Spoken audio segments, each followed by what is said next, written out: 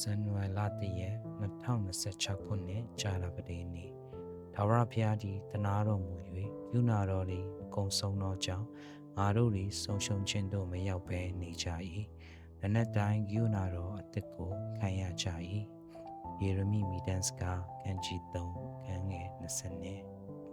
ယူနာတော်မှာတပါပျော်ရွှင်စရာနှစ်သက်မင်္ဂလာ၏ပထမဦးဆုံးသောညမှာညစင်ချစ်သူများအားရှလုံငြိမ်သက်ခြင်းရှိပါစေဟုဣတရေလရိုးရာဆုတောင်းစကားနှင့်နှုတ်ခွန်းဆက်သပါရစေ2025ခုနှစ်လွန်မြောက်၍ရင်ခုန်စရာမင်္ဂလာနှင့်အသက်2026ကိုဘုရားရှင်အခွင့်ပေး၍ဝင်စားရပါ၏စင်စစ်အခွင့်တော်ကိုခံရကြပါသည်လူဘဝသည်မြက်ပင်နှင့်တူသည်ဟုစာလံဆရာကဖော်ပြပါသည်နနက်အချိန်မှာပွင့်လန်း၍ညအချိန်မှာရိတ်သိမ်းခံရလက်ညှိုးနွမ်းကြရပါသည်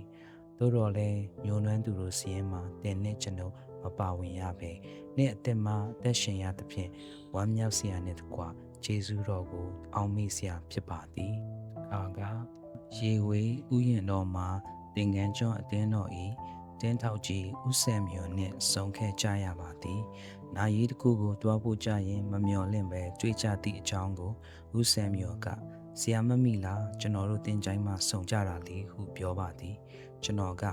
မမိသည်ဟုပြောရင်းကတွေးမိတော့အရာမှာတင်ချိုင်းကိုရောက်ခဲ့ပါလေနှစ်ယောက်စလုံးရှင်လက်ပြန်ထွက်လာနိုင်ခဲ့တာပါဒီနေ့ကျရင်တော့ဥဆယ်မြို့ရဲ့ဖြစ်ဖြစ်ကျွန်တော်ဖြစ်ဖြစ်ပြန်မထွက်လာနိုင်ပဲတယောက်ယောက်နေခဲ့ရမှာပါသို့တော်လည်းယခုအခါမှာတော့ဘုရားရှင်ကျူနာတော်မကုံဆုံးတစ်ဖြင့်ပျက်စီးရတော့မရောက်ပဲနနက်တိုင်းမှာကျူနာတော်အစ်ကိုခံစားကြရပါ၏ဇာလန်ဆရာကကိုတော်သည်အကျွန်ုပ်၏တခင်ဖြစ်တော်မူသည်ဟုထာဝရဘုရားကိုအကျွန်ုပ်လျှောက်ဆိုပါပြီဂျေဇုတော်မှတပါအခြားသောမင်္ဂလာမရှိပါဟုဝန်ခံခဲ့ပါသည်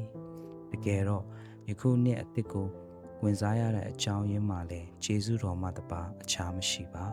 စင်စစ်ထာဝရဘုရားသည်ကောင်းမြတ်တော်မူ၍ယူနာတော်အစဉ်မြဲတည်ပါသည်ဂျေဇုတော်တသက်ကြောင့်ဝင်စားရတော်နှင့်အသစ်မှာဂျေဇုတော်နှင့်ထိုက်တန်စွာအသက်ရှင်ဖို့ရန်အတွက်လည်းလိုအပ်ပါသည်ငါမတည်ရသေးအမှုတော်ကိုချပြောရအောင်မည်ဟု